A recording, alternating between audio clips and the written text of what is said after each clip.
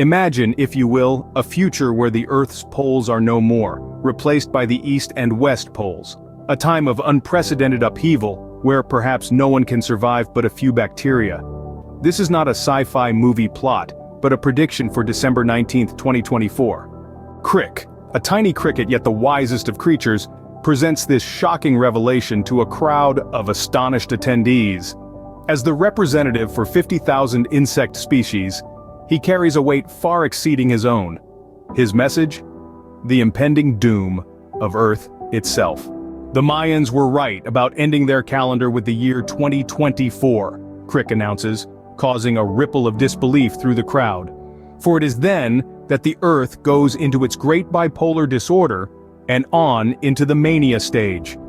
This revelation sparks a flurry of questions and exclamations from the crowd. What will become of us all on Earth and those of us who depend on its grace, wealth, and style? They cry out.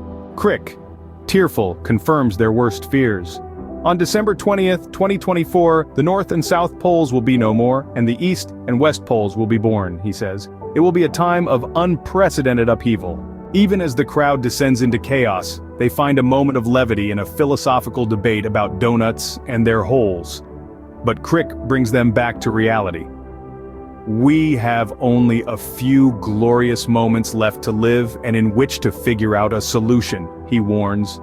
Crick then proposes a potential solution. A spacecraft could transport a select few survivors to a new world with the right mixture of oxygen and nitrogen. But even then, he worries about the humans. We can only transport a few thousand of them, he says.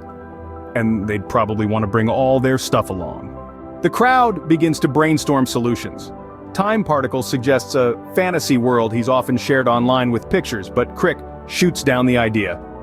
That world only exists in art, he says. And so the crowd is left to grapple with the reality of their future.